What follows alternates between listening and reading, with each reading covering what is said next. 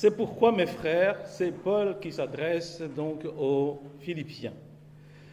C'est pourquoi, mes bien-aimés et très chers frères, vous qui êtes ma joie et ma couronne, demeurez ainsi fermes dans le Seigneur, mes bien-aimés. J'exhorte Évodie et j'exhorte Syntyche à être d'un même sentiment dans le Seigneur. Et toi aussi, fidèle collègue, oui, je te prie de les aider, elles qui ont combattu pour l'Évangile avec moi et avec Clément et mes autres compagnons d'œuvre, dont les noms sont dans le livre de vie. Réjouissez-vous toujours dans le Seigneur. Je le répète, réjouissez-vous. Que votre douceur soit connue de tous les hommes. Le Seigneur est proche. Ne vous inquiétez de rien, mais en toute chose, faites connaître vos besoins à Dieu par des prières et des supplications avec des actions de grâce. Et la paix de Dieu qui surpasse toute intelligence gardera vos cœurs et vos pensées en Jésus. Au reste, frères, que tout ce qui est vrai, tout ce qui est honorable, tout ce qui est juste, tout ce qui est pur, tout ce qui est aimable, tout ce qui mérite l'approbation et qui est vertueux et digne de louange, soit l'objet de vos pensées. Ce que vous avez appris, reçu et entendu de moi, et ce que vous avez vu en moi, pratiquez-le, et le Dieu de paix sera avec vous. Jusque-là, la lecture, donc. Je commence dans un premier temps en malgache, et je vais essayer de résumer en quelques minutes en français. Ce n'est pas vraiment ce que vous aurez souhaité, mais là, vu mon état, donc je vous demande donc votre indulgence. Je n'ai pas pu le faire en français, parce que ça me demande un peu plus de temps. Je ne suis pas très habile, donc ça me demande beaucoup plus de temps. Et alors, j'ai préféré faire le sermon en malgache. Voilà. Paul, nanuratra wani Kristiana ani Philippe. Philippe san lay atao hoe varavarana napiditra ty Europa, napiditra ny filazantsara ty Europa. Tamin'ny voyage ny Paoly faharoa no raha taditsika any amin'ny asan'ny apôstôly nisy fahitana dia ilay lehilahy makedoniana niseho tamin'ny Paoly nanao hoe vonjeo izahay. Ary teo dia tafiditra soamantsara amin'ity tanàna ity i Paoly. Amin'izao ora anoratan'izao anefa dia any an-tranomaizina Paoly. Ary izay voalazan'ny Paoly mikasika ny fiangonana rehetra nanoratany dia ity Filipi ity, Filipiana ity no nahatonga fanampiana ho an'ny Paoly ao an-tranomaizina. Ka tsy fitiavana azy manokana noho ny vola sanatria, fa nanana toetra tsara koa reto Filipiana ireto.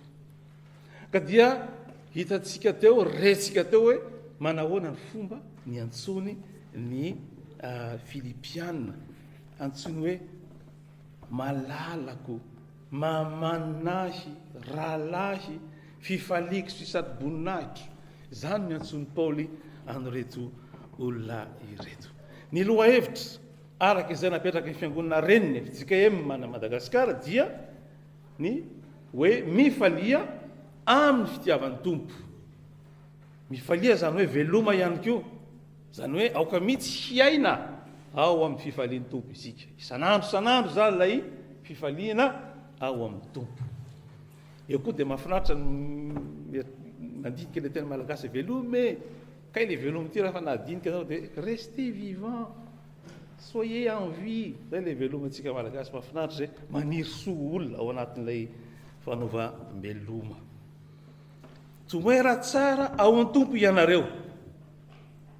Raha hiteny izany Paoly, tena mbara ny araka ny voalaza teo, fa tena rahalahy sady malalana no mahamanina azy fifaliany sy satry boninahiny ny Filipiana nanoratany.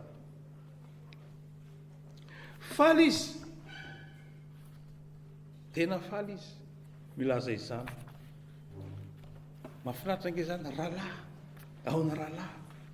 Manana anao ahy, dia hita aminao aho rahalahy malala fifaliako tsy isan'andro no henonany zany tena fifaliako anao rahalahy mandramo ange tena mahafaly ahy mihitsy ny miaraka aminao satry boninahitra kado fanomezana eny ambony eny ho an'izay mpandresy ka izany ity rahalahy ity dia ampianarina deny zao isika mba ho tahaka ny mandresy isika isaky ny mahita ny rahalahy tsaratsara afahafa koa le fitenena mahita ny rahalahy tsara miasoa miatsara mandrakariva miakatra ny fiainana dia heveritsika ho satry boninahitra zany ary na inona fandraisan-jaratsika amin'ny fiainana iny rahalahy iny ka miatsara tokoa izy dia satry boninahitra zany indrindra moa rehefa tonga any an-danitra rehefa eo anatrehan'ilay mpanjaka ny voninahitra tokoa isika dia hiteny reny olona reny hoe Jesosy o tompo o tena io olona io natonga ny tafiditra ty satry boninahitra zany hatrany an-danitra ka dieny zao isika dia oka samy hevitra ny namantsika ny rahalahintsika ho tena fifalitsika ho tena rahalahintsika ho tena satry boninahitra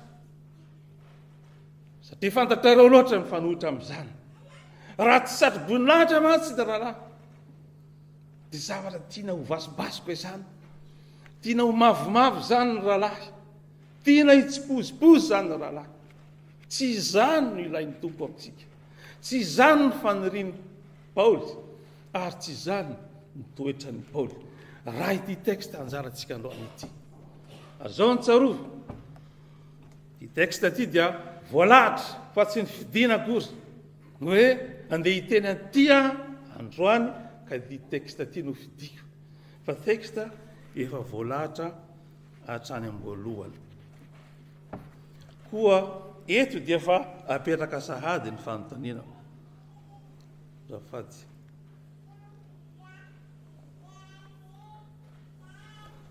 moa ve mbola fiteny eo amin'ny ankohonan'Andriamanitra ve hoe malalako ianao mamady voalaza rehetrarehetra teo zany tokoa ve no hita ao amin'ny fiangonan'Andriamanitra satry boninahitra ianao ary raha misy tena avy any anatin'ny fo tokoa ve sa fomba fiteny fotsiny ihany na atao tarigetra atao anamboarana logo apetaka amin'ny t-shirt sy ny bannière sy ny faneva atao teny faneva no ve mba tena hiaina ny mpino voavela heloka tokoa ve izany fahatsapana hoe malalako ianao io amin'ny logo io ianao mifaneratsera amiko io tena izany tokoa aoko hotsarovatsika izany riavana ty andro an'io ity azafalina mifinaritra ny hoe kristiana fotsiny isika tena fifaliana tokoa ny mahakristiana ary zay no hafatry ny krismasy ny anjely raha ny teny tamin'ireo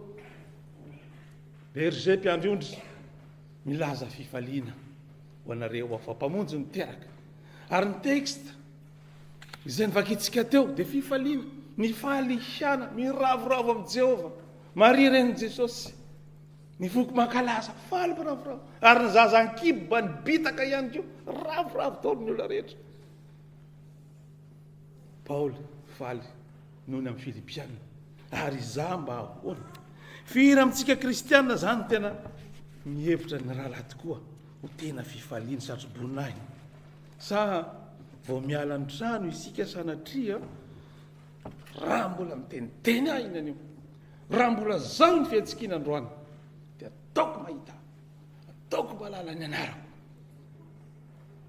marina ny tenin'ny mpanindra teo aloha fiangonana ane raha tobangotonga ny fiangonana tsy hoe ity fiangonana ity fa ny fiangonan'Andriamanitra ane tsy salame misy niveau samihafa misy toetra samihafa zay mahizy atsika maro no apiraisina samy manana ny toeny fantatr'Andriamanitra pahary ilay ny fidy raha teo izany fa misy an'ity olona ty olona ity manana toetra ratsy ao am-piangonana izy kanefa dia ekeko ho isan'ny fiangonana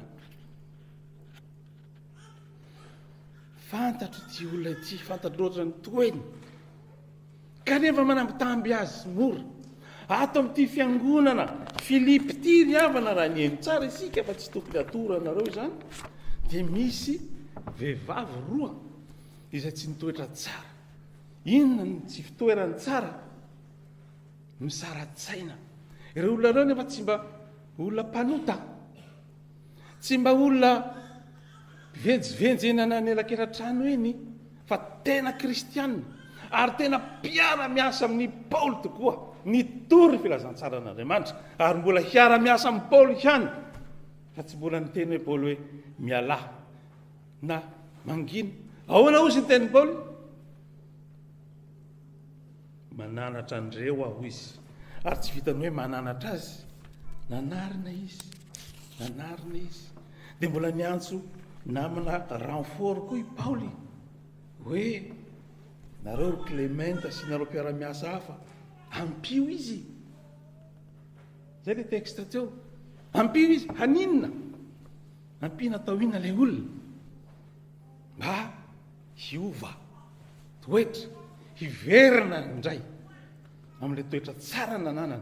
Mety tsara ihany reto olona reto amin'ny voalohany, fa reny Paoly tsy voalaza moa izy hoe hitany maso na ahoana, fa mety reny na enoiny vaovao hoe izao ka izao ny ato fiangonana, dia tsy navelan'ny Paoly ao amin'izao le izy. Inona ny tiana ambara ao anatin'izay zavatra izay? Ny thème dia hoe, lohevitra dia hoe mifaly amin'ny fitiavan'ny tompo.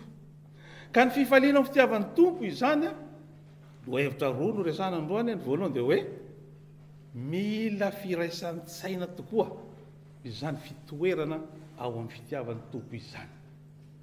Tsy afaka iraisaina izay tsy mitoetra amin'ny fitiavan'ny tompo, na vadika tsy afaka ho tia, tsy afaka hitoetra amin'ny fitiavan'ny tompo raha tsy miraisaina.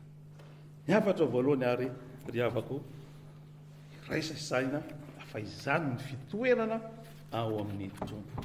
Raha miteny hoe mifalia amin'ny tompo hoe ndehana soamatsara e, aoko iraisaina amin'ilay olona miatrana ny hafatra aloha. Petraka fanontaniana, manahoana ary ny toetro? Manahoana ny toetro ao amin'ny fiangonana? Ny anarako dia, iza moa le anarako teo? Mpio aho hoe araka ny tenin'ny Paoly teo, mpio izy e. Iza moa le anarako le avana? Tsy vazivazy aho. Iza mahay, l'un dia iza koa, le gasy batonony, le anitra. Io anitra io, za mihitsy ka nitenen'ity tenin'Andriamanitra ity, fa izay midika le hoe Eodia, hanitra, manitra, hanitra inona zany mitabataba zany? Zany mampisavorivory fiangonana zany. Hanitra vaiza zany mitondra tabataba fiangonana izany.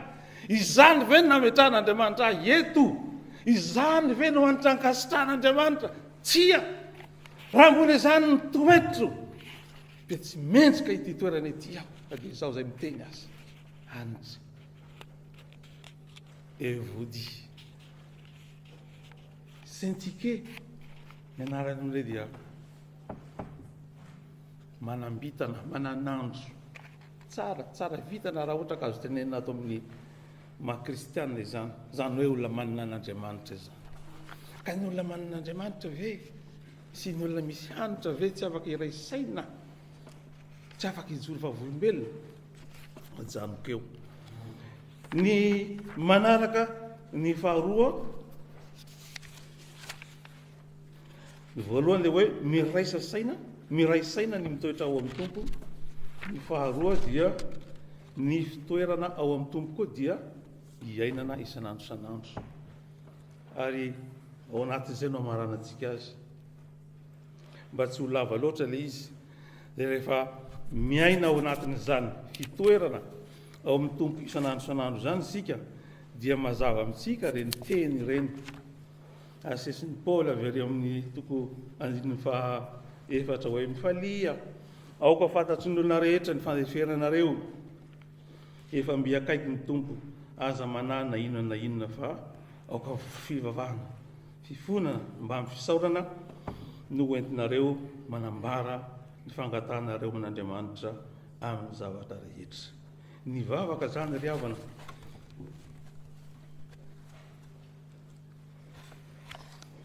raha io tenin'Andriamanitra io dia tsy vavaka atao amin'Andriamanitra. Ino anaran'eto assistante sociale na psy, ka rehefa misy manahirana ihany vao manatona an'Andriamanitra fa vavaka atao isan'andro isan'andro.